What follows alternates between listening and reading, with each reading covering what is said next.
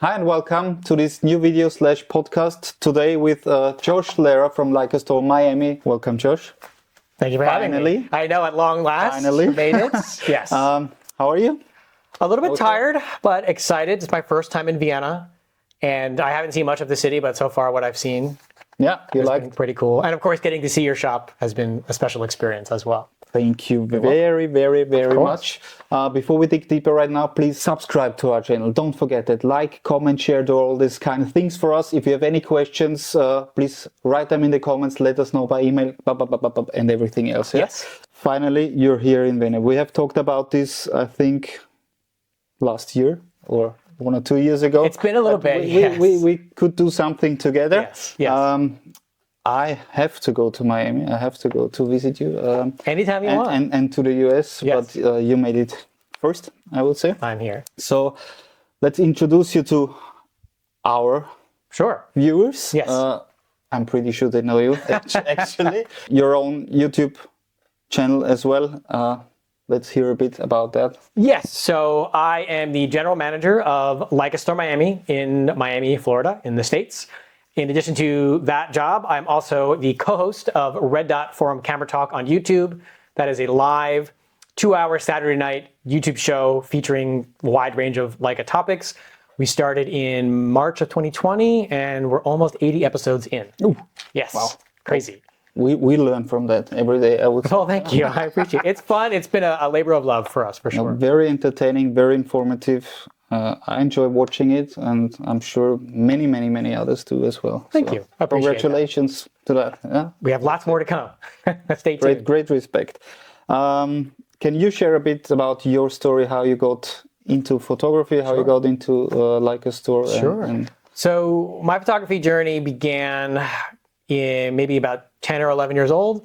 I was an astronomy nerd. I liked looking at the stars. Interesting. And that progressed into wanting to do astrophotography. So I needed a camera for that. Not thinking the camera could be used for anything else other than the telescope. And I realized, well, you could point it at other things.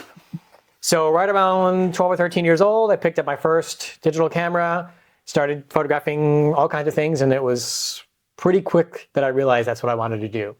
So I feel very lucky that I've been a photography nerd for the majority of my life. Right. And this started with Leica, or? No, this started with a different brand. Right. I couldn't afford Leica back then. Those are the childhood Josh, New Jersey days. No names here? No, we don't drop names. No, I mean, there's lots of great cameras out there. I got into Leica in kind of an interesting route. After I went to college for photography at the Rochester Institute of Technology in New York, which is an incredible photography school and an experience.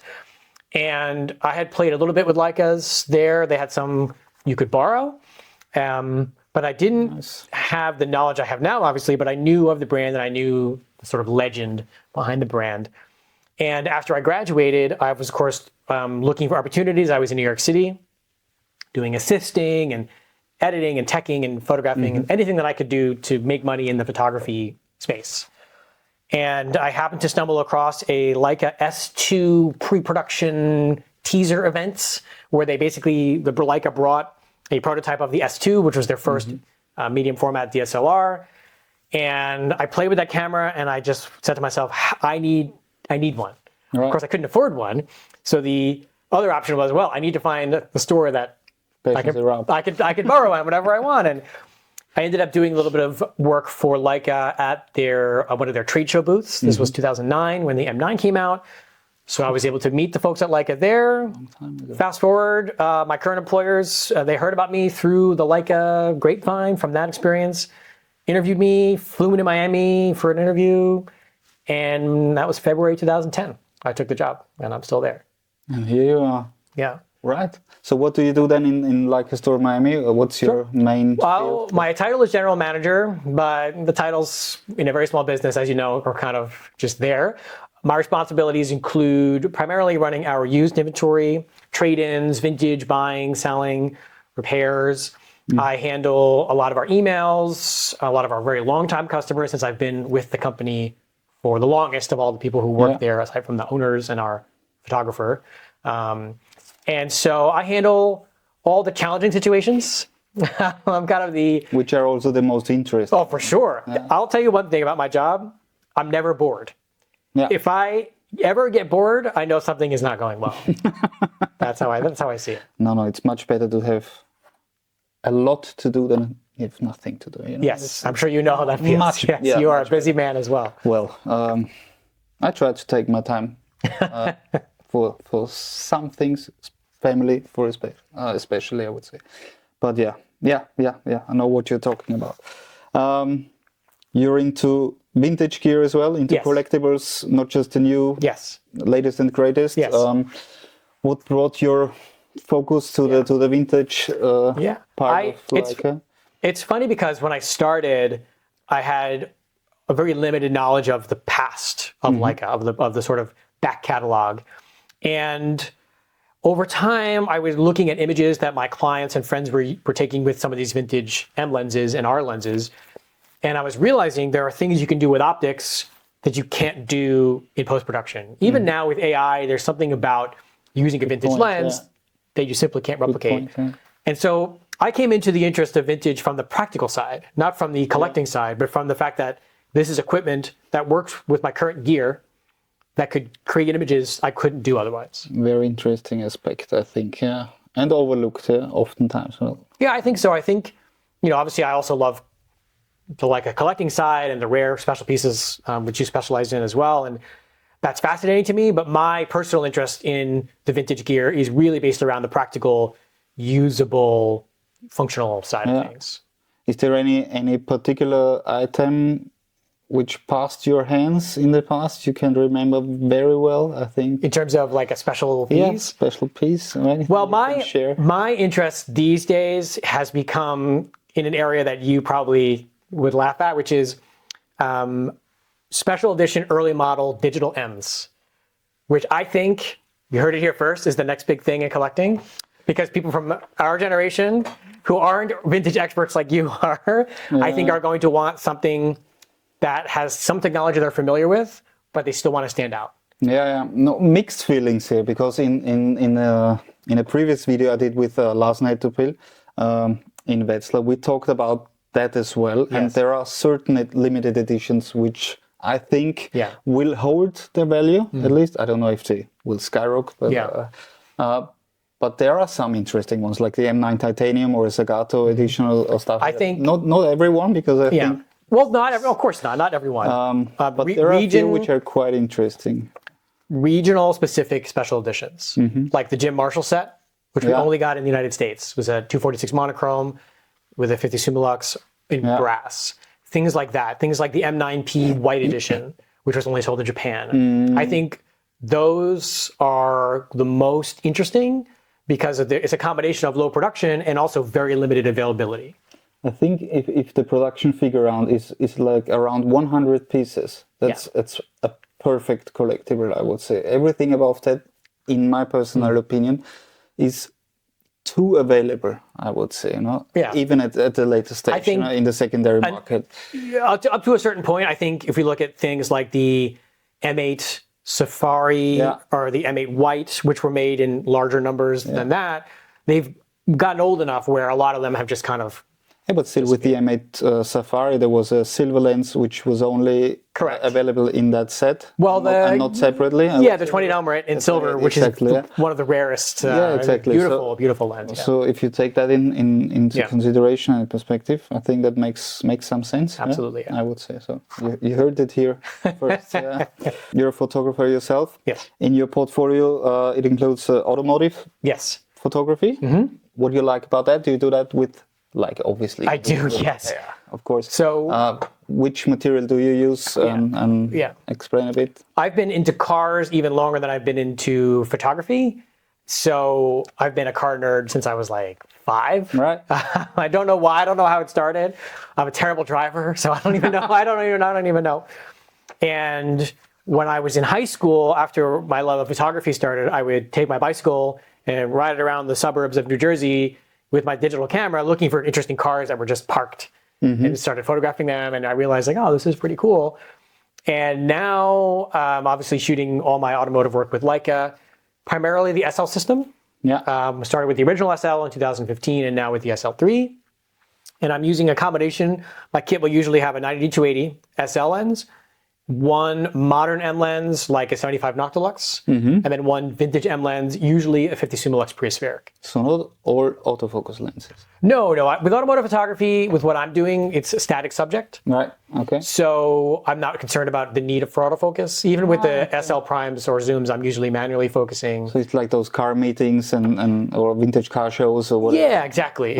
I enjoy the social aspect of the car scene as well. So I kind of combine that with my car photography. Any special cars that I've seen, or that that you're interested in? It's like muscle cars, American muscle cars already. I see. I mean, my favorites would probably be Ferrari, Porsche, and BMW.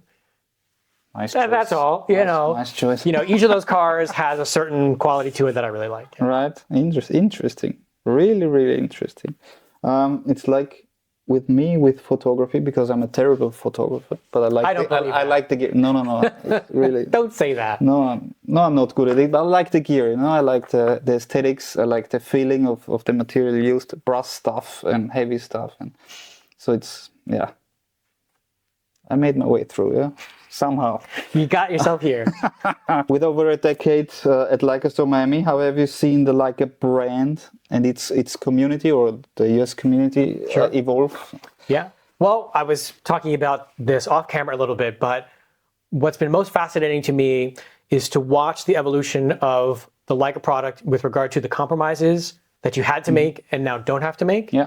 In terms of the technology, design, and just day-to-day usability. I remember the M9 was a huge success, but there were lots of compromises to the M9 in terms of speed, ISO performance, which size memory cards you could use. Yeah. But now in 2024 and beyond, the products are so sophisticated technologically that you can approach a modern Leica without the need to feel like you have to make a lot of compromises from a technology perspective. It just works. It has Wi-Fi, live view, stabilization on the SLs, and is a very modern feeling experience while still staying true to what a Leica camera should be. Yeah, there were some major improvements over the last if you think about where Leica 15, 20 years. Leica started in 2009 with the first full-frame digital M to where they are today, not just in terms of the performance of the cameras, but also the breadth of the product portfolio. Yeah. It's huge now. It's incredible. Very true. Is there a special advice maybe, or some advice you could give to new photographers or current photographers who want to go in the field of vintage optics? Is there anything they should look out in particular, or what do you recommend? Absolutely. So, of course, it depends on the camera that you're using, but if we're assuming M or R lenses, I always tell people your first objective is to determine the focal length that you want. And if you're working with the SL system or even the M system, your best friend is zooms to start. For example, if you have an SL2 and a 24-90 or a 24-70, you shoot with that for a few months, you go back into your catalog in Lightroom and you look, where do I spend most of my time, or what focal length are my favorite shots at? And that would be your first prime lens. And if you already have a high performing zoom, I feel the next natural step, if you want to have something more fun, is something vintage. Like an old 50 or 35 Summilux, for example. Any hot sellers in the Leica Store in Miami? Well, I feel like I'm going to give away too many secrets, but I mean, I think 35 Summilux Preaspheric, the 11-870, which was made for quite a long time. Yeah. It's a fun lens. It's got some weird, you can't put a filter on it without the hood, and some of them have the infinity lock, and they're twice as expensive. But the way that lens renders is fascinating. My personal favorite, a lens that I've talked about on our YouTube show, is the 50 Summilux Preaspheric version 3. I like this lens because the optical design didn't change from the version 2. So you're essentially working with an optical design from the 1960s, except you don't have to make compromises with regard to usability. It has a pull-out lens shade, so you don't have to worry about some $500 vintage lens shade. It takes an E46 lens filter, which if you have any Leica lenses, you probably already have. And it has a 0.7 meter close focus, so you don't have to deal with a 1 meter limitation. Yeah. That's a lens I like quite a bit. Yeah, I like as well. And the 8 element, I like especially. Yeah. You see, you said that. Now they're going to go from where they are now to another 10%. No, but it's true. Especially, I liked it with the first M9 monochrome. Yes. I think this was a perfect combination. And I've just recently seen there is an app somewhere, please don't ask me, which recreates the look of the Leica M9 monochrome CCD sensor. Sure. But I'm going to ask you a question though. Oh, With regard to our topic here. let's go. With vintage lenses, which you handle every single day, obviously condition of optics is a big factor.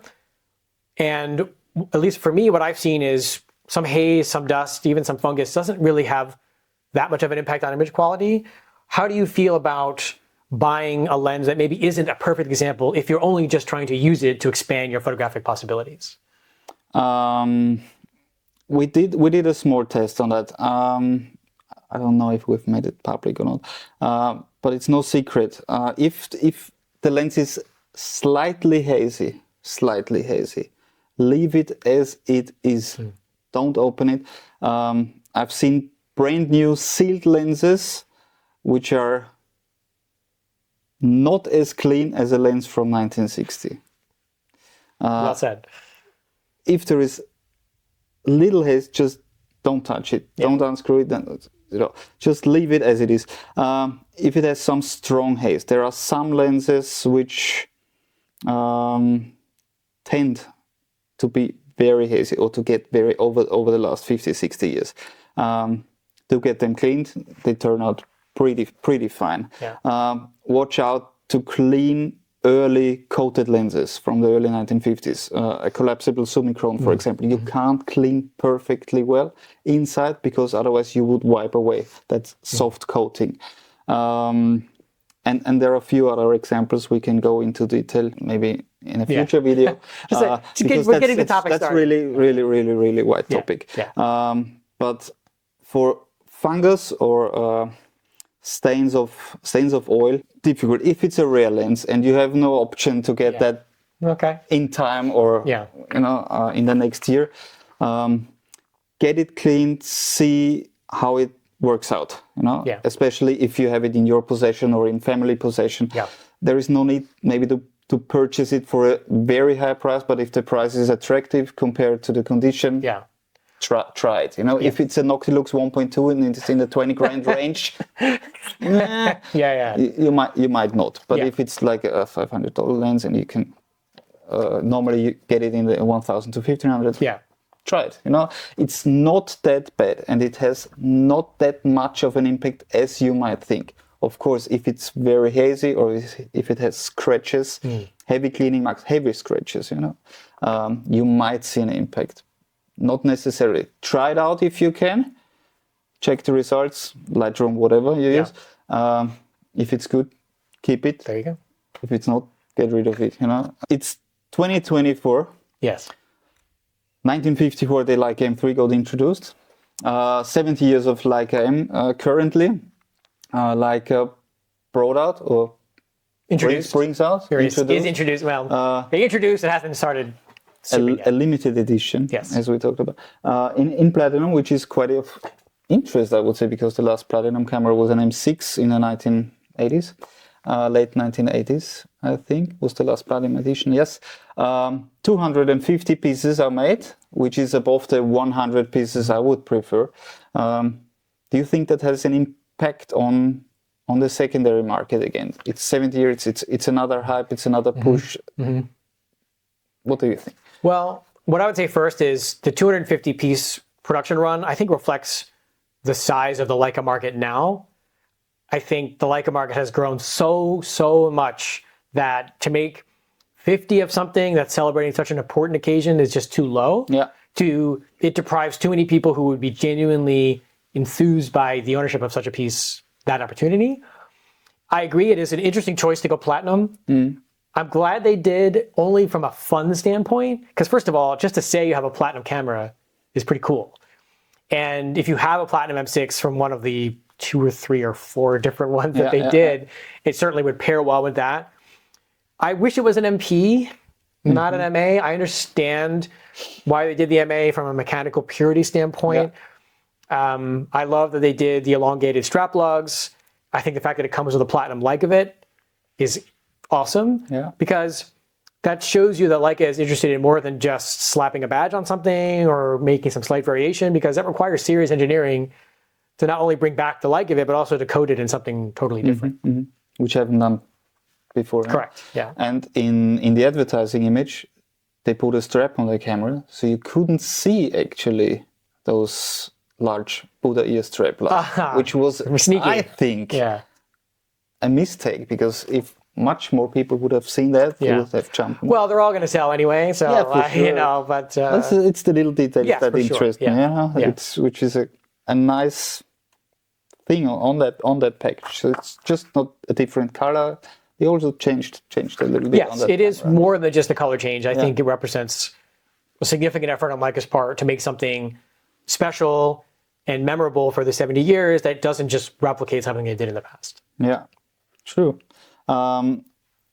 Staying with the new stuff, I think it was a pretty interesting move that Leica came out with a Q3 with a 43mm focal length. Yes. I heard that many customers would have wished for a 50mm or 75, whatever. You think 43 is a nice choice, actually? And is it a good product for the market, I would say? Or is it just a limited niche of the niche of the niche, you know? Well, the response that we've seen has been overwhelmingly positive. And I think that comes down to a combination of the inherent love that the market already has for the Q system, which has been growing for the last almost 10 years now, because there's really nothing else like it. And also because it's a focal length that nobody has really any experience with. Or, I mean, there's a few out there and over the years, 43, but it's a very unusual focal length. And I do think a lot of times it's easy to forget that the Leica experience, first and foremost, in my opinion, is supposed to be fun. Yeah. And trying out a lens, a 43mm lens that you've never used, you have no idea how to visualize that focal length at first, is fun. And it doesn't doesn't duplicate, I would say. If you have an M setup with a 35, a 50, well, you definitely don't have a 43. Yeah. So it gives you an additional focal length you don't have in any other system. That's true. I always liked the 40mm. There's an Olympus 40mm f2. There's a Summicron 40mm f2. Yeah. I always liked 40mm. It's quite not unique, but it has some special character, I think, which I like. I've got an OM2, which I use with the 40. I've got the CL4. It's a nice focal length. To the question everybody is waiting for. Bring it on. When is the M12 coming out? Well, I actually brought one with me. No. Obviously, we can't share anything, but sometime soon. What I'll tell you is, whatever.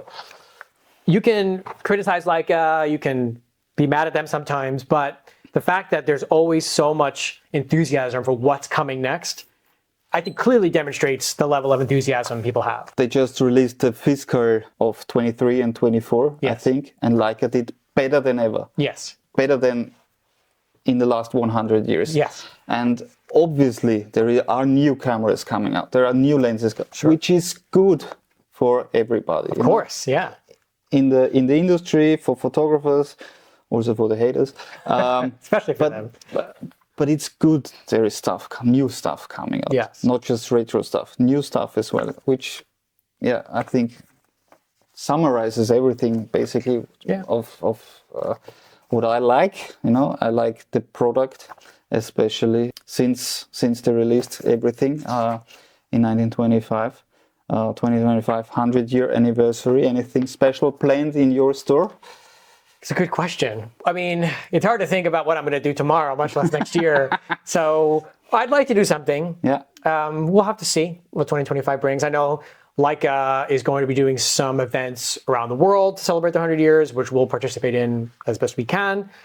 But kind of every day of my life is a celebration of Leica. So whether it's 99 years or 100 years, ultimately I have the privilege of shepherding that brand and the enthusiasm for that brand throughout the world every single day. And I feel quite grateful for that, honestly. Nice. Something we share, I would say. Absolutely, yeah. I think we should do it again. I should come to Miami. Yes, you come to our studio. I'll ask you all the hard questions. Definitely. It'll be fun. Or we do something via Zoom, maybe, in between, because I think there could be many, many more topics we could. Yes, I have a feeling if we just left this camera running, we could be here until tomorrow. Maybe, yeah.